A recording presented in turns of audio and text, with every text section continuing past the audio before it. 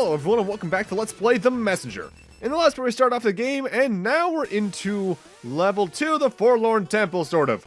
More on that in a few minutes. For now, let's go talk to the shopkeeper for the usual beginning of area dialogue. Forlorn Temple, huh? That's a sad one. How so? Haven't paid much attention during history lessons, have you? Adventurer types rarely do, I get it. So the short of it is, that four-headed monster who would have killed you earlier if that cooler-than-you hero hadn't intervened, that's the Demon King. He brought his armies to the human realm many centuries ago and destroyed their stronghold, forcing them to retreat into hiding. And he's been sitting on their throne ever since. You mean this is all that's left of that human legacy? For what it's worth, I'm sorry. No way. I'll go and take that Demon King down right now. You wouldn't be the first to try. Well, I can't just stand by while some evil monster gloats for my people's misery. You're still too weak to consider taking on even his second-in-command. I'm going.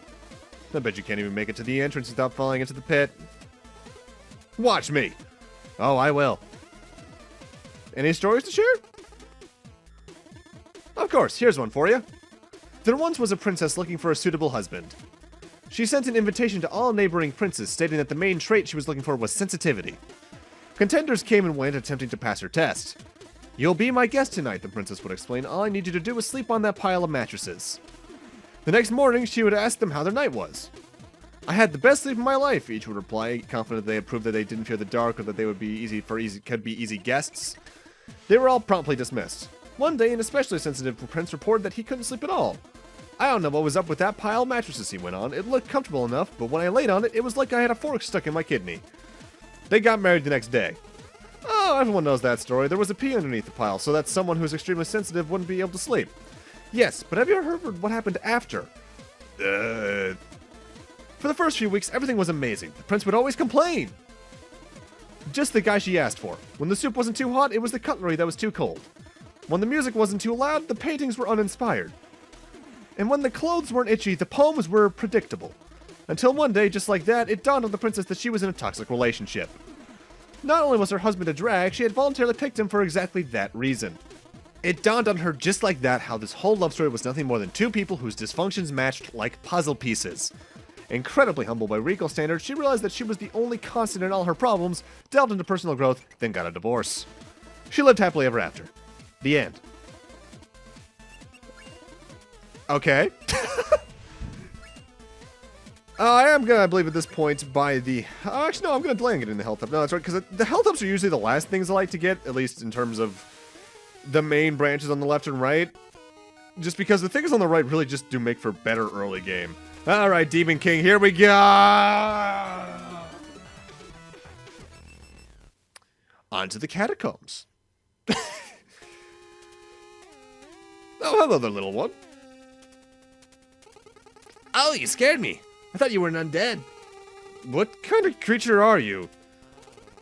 You've never seen a phobikin? Phobikin? We're a type of builders, technically very hardworking, but every one of us is cursed by a unique fear, which we're named after. What's your name? Necro. Necro? So you fear the dead and somehow ended up in the catacombs? Ironic, isn't it? I fell while trying to repair the temple ruins above and was instantly paralyzed by all this morbidity.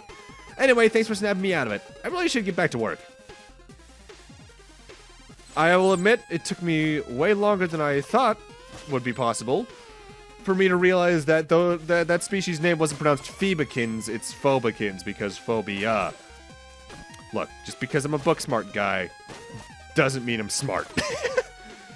Alright, the Catacombs. Despite having, again, a really good musical track, the immediate gimmick for it is that we have skeleton enemies who work a bit like the blood skeletons from Castlevania, in that they're not technically enemies until you get right in front of them when they stand up. Otherwise, they're just environment tiles, essentially.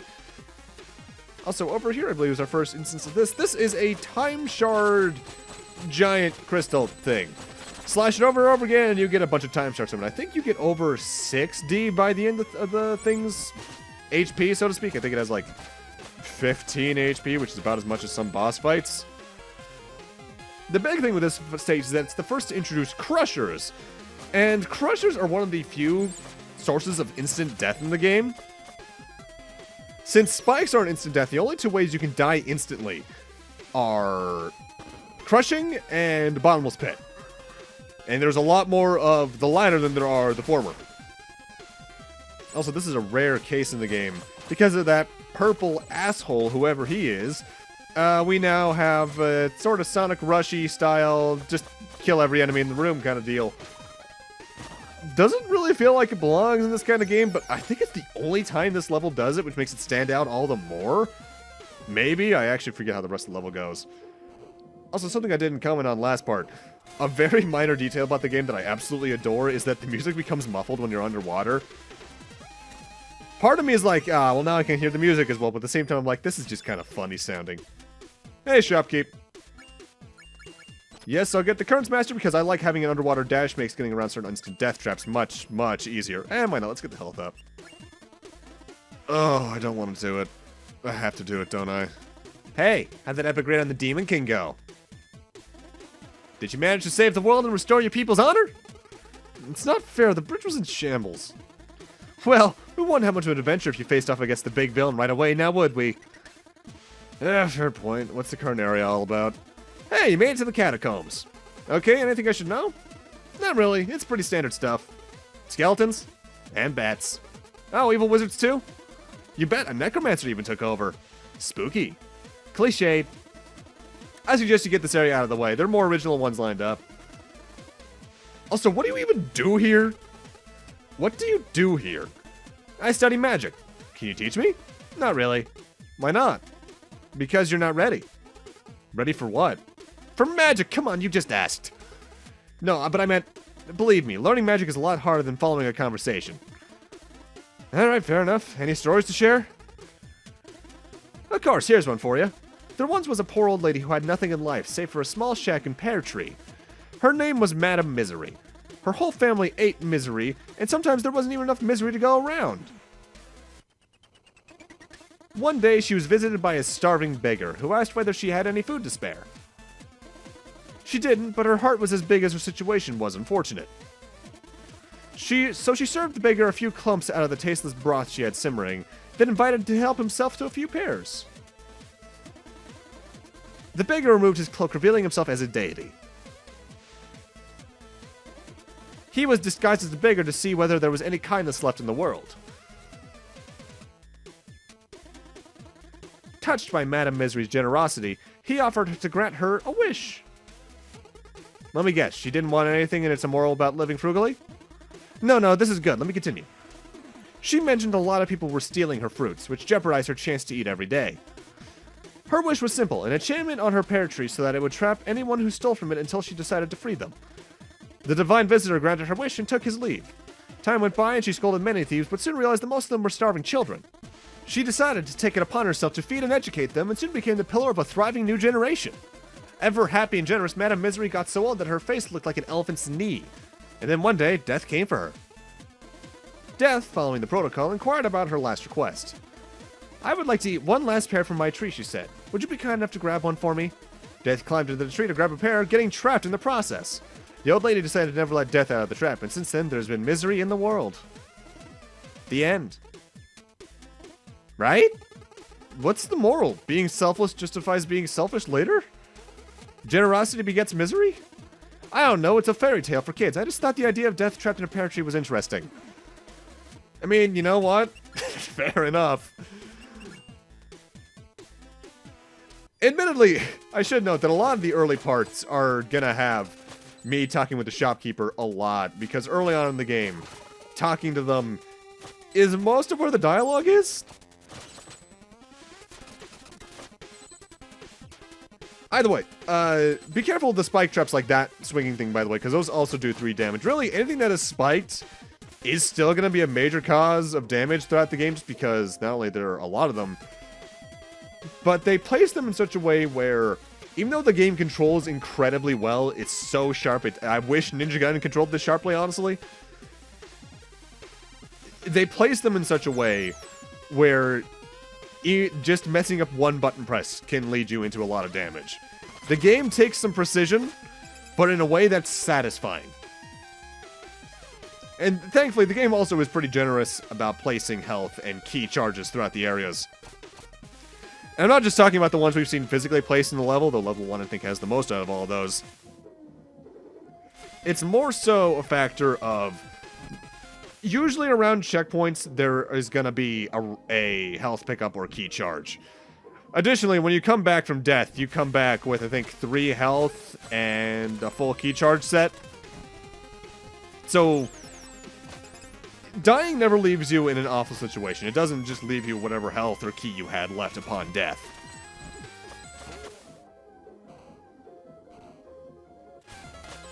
Now, the ability I got earlier in the part, in particular, was that, well, I think it was like Underwater Master or something like that.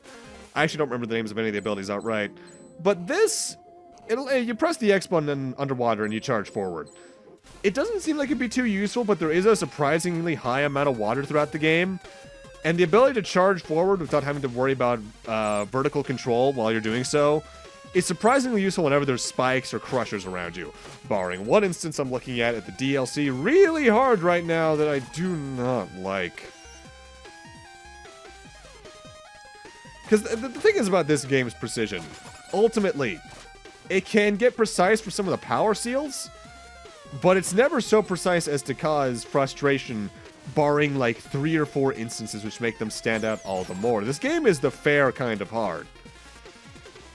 Which means it's the kind of hard I'm really used to, because I grew up on this kind of stuff. Also, that little hesitation there actually caused me to not do what I usually do for this.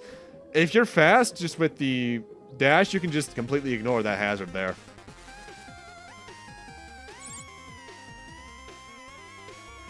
Something I will say about this game outright, though, and you may have even seen it thus far, because we're still seeing the Kappa-type enemies from the Autumn Hills, the little green enemy with like 3 hits and the red thing firing fire.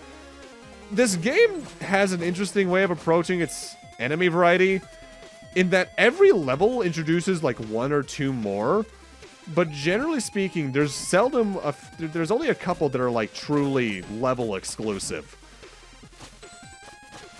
Normally I'm against that kind of thing, but they use each of the repeated enemy varieties in such smart ways with the level design at times that I don't care. Because to me, the best part of this game is the level design. It is done extraordinarily well.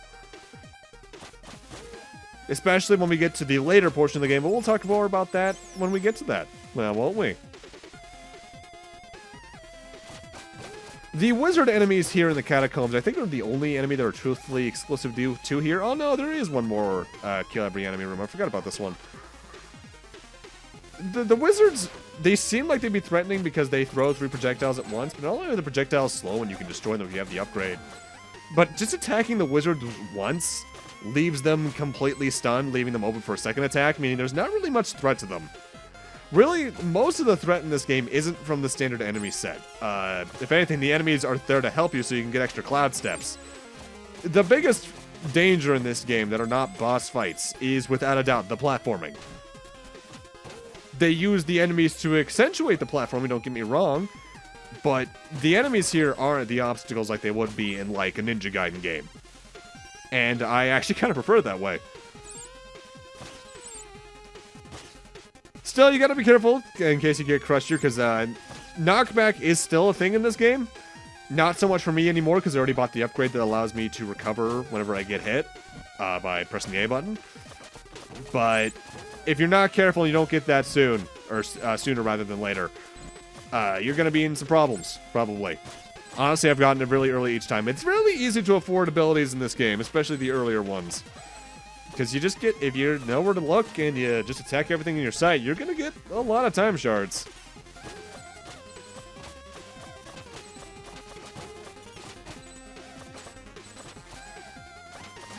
I don't need to be that bloodthirsty, though. That was kind of out of the way for me. The Catacombs on the whole, despite having a few new things, is probably my least favorite level in the game in terms of just going through it, because there's nothing really concretely interesting about it compared to, say, Autumn Hills. There's no real unique gimmick. Mind you, you can say that for a couple of stages now that I think about it. But there's a few... Oh, dear! Ow. Oh, a new customer. What happened? I almost died just there. Strictly speaking, you did. Huh? But how? My name's Corbel. Corbel? At your service. I'm the one you would never have met had you any skills. The gist of it is, I have a magic ring that allows me to control the space and time. So whenever you're about to die, I'll appear to stop everything and teleport you back to the latest checkpoint. Okay, what's the catch? Well, for one, you'll still feel agonizing pain every single time. Also, I'm keeping track of your debt in my little notepad. So I'll stick around to steal your loot until either we are even or I'm bored. I mean, I can let you die if you prefer. It seems we have a deal. Glad we see eye to eyes. Carry on then. Alright, so Corbel is this game's death mechanic. If you die, you're sent back to your most recent checkpoint, of course. But Corbel will then follow you and take a good amount of time shards moving forward until he either is fulfilled, or if you reach certain events, I think between stages and boss fights, he won't stick around. Honestly, I like this death system a lot. Because if you're really bad, or you die a lot, that means you're probably not going to be getting as much time shards as you need. Additionally, it also allows you to, it also rather prevents you from grinding time shards over and over again because you can't get the same ones over and over again. It's a smart death system. With that, we're coming up on the boss, so let's talk to the shopkeeper. Need anything? Level boss? I believe you've reached the Necromancer's doorstep. Any advice? Very little is known about this villain. Okay, so no advice? Dodging anything that looks like evil magic would be a good start. Wow, great help. Well, I also recommend looking at my inventory for any useful upgrades. I really appreciate all the support. Look, the Necromancer's a newcomer. All we know for now is that he plans on taking over the world with his undead army. All we know? Sorry, man. All I know. I'm totally on my own here. Sounds suspect, but I'll believe you at the moment anyway. Now, that ability I just got is interesting because enemies from the start of the game won't drop health or key charges. I think they only drop time shards. And with this army of undead, everyone will soon fear the mighty Ruxtin. What now? We have a visitor. I don't have time for visitors. Well, he seems to have time for you. Oh, great, just when you think you get to play with your evil lab. Do I have to remind you who's in charge here? Now say something threatening, and try not to embarrass us like you did last time. Oh, I've been practicing. Watch this.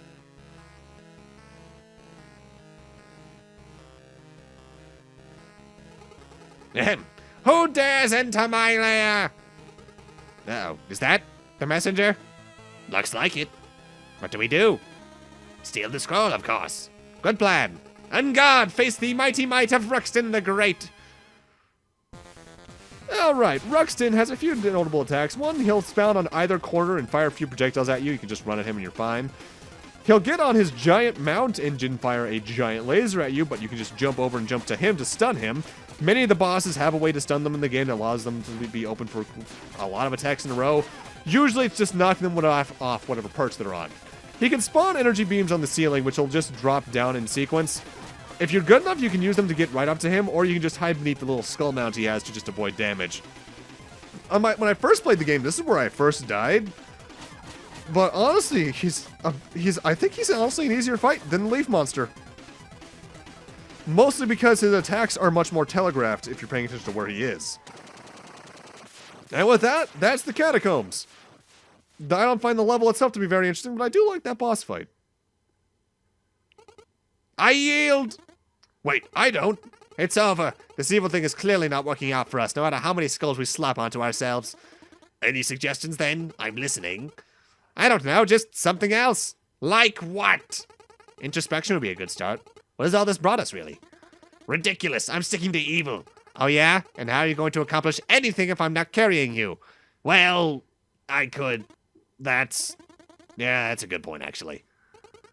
It's settled, then. Carry on, messenger. We promise not to cause the world any harm. Alright. But with that, I'm gonna need to end this off here. Thank you guys for watching, and in part 3, stage 3, and if I recall correctly, stage 4. Ooh. See you guys then.